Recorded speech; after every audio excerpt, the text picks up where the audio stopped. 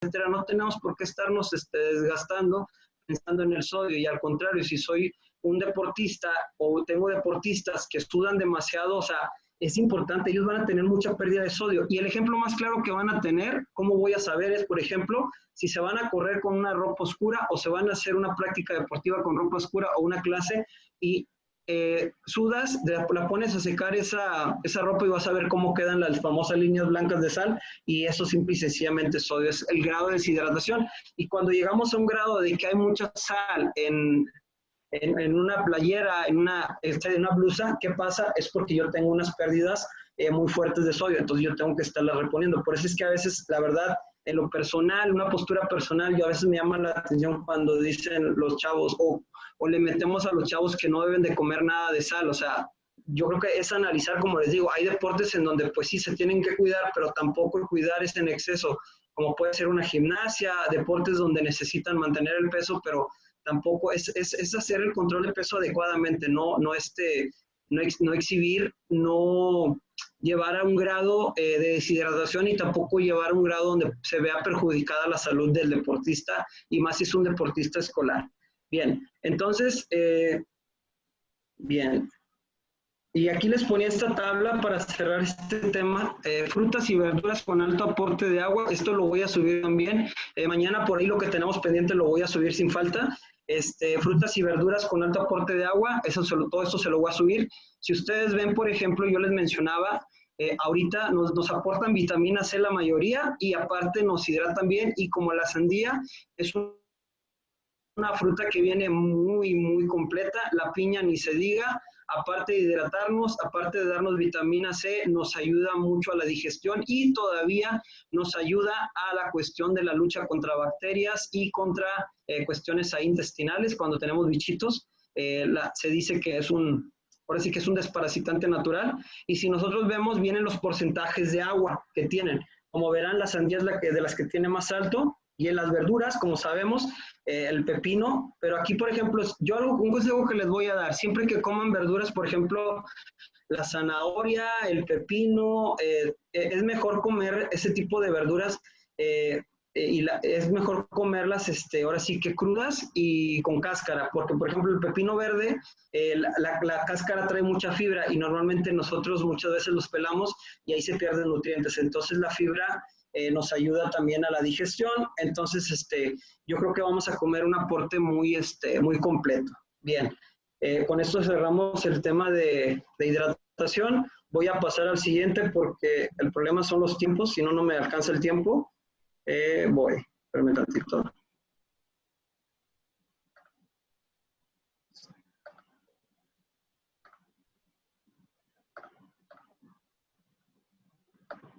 Voy a poner la siguiente diapo para darle corrido. Vámonos al siguiente de bolón. Evaluación nutricional.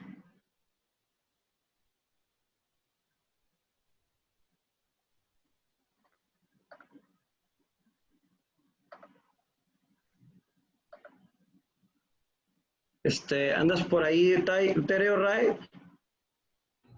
Sí, adelante, dime. Oye, es que no me da acceso para poner la diapo. A ver, déjame. Sí, tienes habilitado que tú hagas todo ese proceso. Es que no me... Salte de la pantalla. ¿Ya te saliste de compartir pantalla? A ver, güey, espérame. Ya se ve, ya se ve. Okay. Vámonos a la siguiente. ¿Sí se ve ya? Sí, se está compartiendo ya. Tú me dices cuando ya se vea para darle. Adelante, adelante. Bien, vamos a entrar al tema de evaluación nutricional en el deporte escolar. Simple y sencillamente, ¿qué es la evaluación del estado nutricional? La evaluación del estado nutricional de un individuo que nos permite conocer el grado en que la alimentación cubra las necesidades del organismo. ¿Cómo se realiza esta? Miren, yo les hablaba de, si se acuerdan, de las herramientas que nosotros teníamos que formular para hacer el modelo de intervención. Por ejemplo, la historia clínica, lo que es psicosocial, ayuda a detectar posibles deficiencias, por ejemplo. Esto es muy importante, chicos, que lo tengamos presente ustedes, y más los que trabajan en comunidades vulnerables, es decir, donde hay bajo recurso, porque la realidad es que a veces pues es difícil, ¿no? Le llegan niños pues que no tienen una adecuada alimentación o no tienen una alimentación equilibrada, y no es porque no quieran, simple y sencillamente es porque no tienen acceso a ciertos alimentos por cuestión económica, pero nosotros tenemos que orientarlos de una u otra manera, que es importante de alguna u otra manera con lo que tienen a su mano, de poder cumplir o complementar ahora todas sus necesidades, ¿no? Energéticas en este caso, con lo que tienen acceso de alimentos para evitar ahora sí que puede ser una enfermedad o evitar deficiencias, ¿no? Que al final de cuentas se ven reflejadas ¿en dónde? En una baja de rendimiento escolar, en una baja de rendimiento en sus actividades diarias y en una baja de rendimiento deportivo escolar. Bien.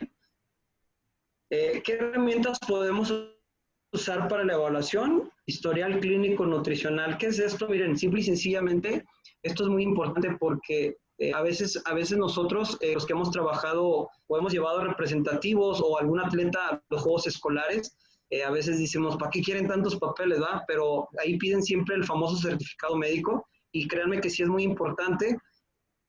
Los que tengamos la posibilidad de recabar esa información, adelante. Los que no, pues es difícil, ¿verdad? Y se entiende porque pues tú a lo mejor le puedes decir al niño, tráeme un certificado, y suena feo, ¿verdad? Pero a veces, aunque valga 50 pesos, hay niños que no los pueden pagar y se entiende, pero los que tengan posibilidad, sí es importante que ustedes, y más los que manejan en una escuela deportiva y sobre todo niños, se amparen, que el niño está en completamente estado físico adecuado. Y por ejemplo, tener un archivo de ese historial clínico y, por ejemplo, por decir, si el doctor le marca en el certificado médico que el niño tiene algún problema respiratorio o algo, bueno, tenerlo a la mano para que en el momento del entrenamiento, en el momento de la clase, en el momento de los juegos escolares o algo, independientemente que yo ya entregué las hojas, yo a lo mejor si puedo sacarle una copia, tenerlo a la mano y ver, bueno, porque a veces por ahí no tienen servicio médico, paramédico o algo, bueno, mira, él tiene dictaminado esto, entonces es una manera en que nosotros ya nos podemos, hay una antesala, ¿no? No estamos a ciegas de que le pasa algo al niño y bueno, ¿qué vamos a hacer, no? Ahí hay un pequeño antecedente, entonces esto es algo que tienen muy descuidado en general en México en todas las áreas, inclusive a veces lugares donde hay mucho poder adquisitivo no lo hace adecuadamente, y es importante tenerlo bien documentado, todas las cuestiones del niño, que está en óptimo estado para hacer salud, y todos los que tenemos de una o de otra manera alguna escuela deportiva, independientemente del deporte, yo les recomiendo que lo tengan de inicio, eso es importantísimo. Y la encuesta nutricional, como yo les mencionaba, las ponencias pasadas, el lunes, la encuesta nutricional simple y sencillamente es ver qué aporte tienen qué aporte de manzanas, por ejemplo, de frutas, de verduras, de alimentos tienen a la semana o al día, para ver, y cuestión también de qué es lo que toman, refresco, si toman café, si toman agua natural, si toman agua de sabor, para saber cómo está el comportamiento de los alumnos. Y la evaluación antropométrica, que en este caso simplemente vamos a usar el peso y la talla. Bien.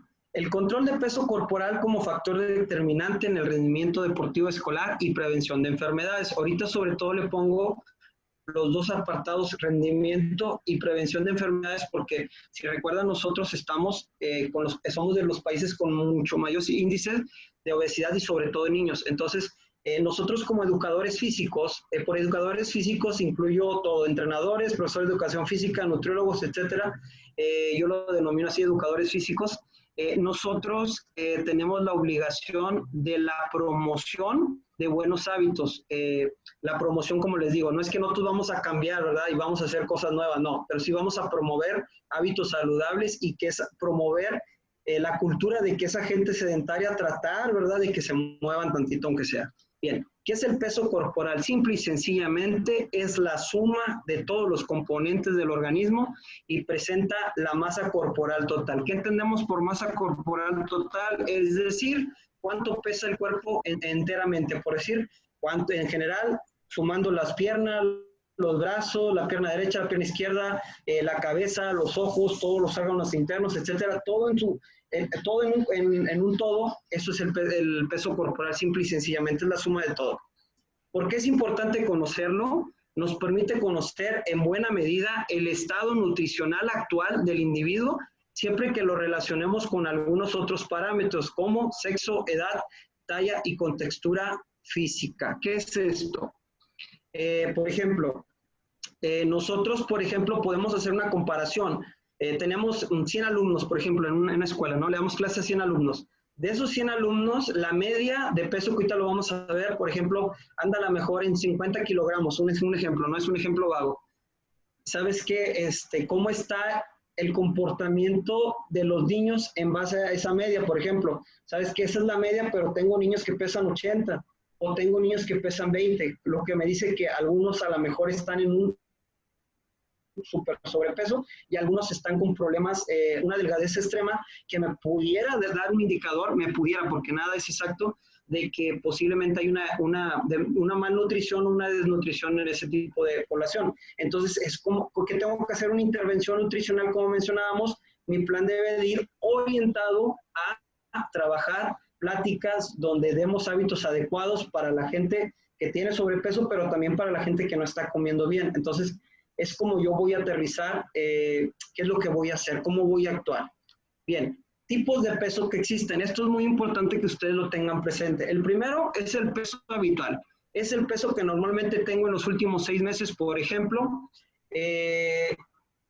Por decir, yo cuando voy al nutriólogo, siempre nosotros como nutriólogos decimos, la primera pregunta que hacemos es en cuestión de peso, ¿qué peso has manejado los últimos 6 meses o los últimos meses? Es por eso, porque ese es el peso habitual que has manejado en los últimos 6 meses, por ejemplo, a la fecha. Bien, el peso saludable, ¿cuál es? Que ahorita lo vamos a ver. Los que están dentro de los parámetros normales del IMC, del índice de masa corporal, que es algo que rige la OMS a nivel mundial y que lo podemos aplicar ahí con los niños, pero les voy a decir los pros y los contras más adelante. El peso ideal, simple y sencillamente, es el peso idóneo que debes de tener acorde a una fórmula y que sería tu meta de peso que debes mantener o alcanzar para que tengas un mejor rendimiento, en este caso deportivo. ¿Por qué? Porque recordar que nosotros, entre mejor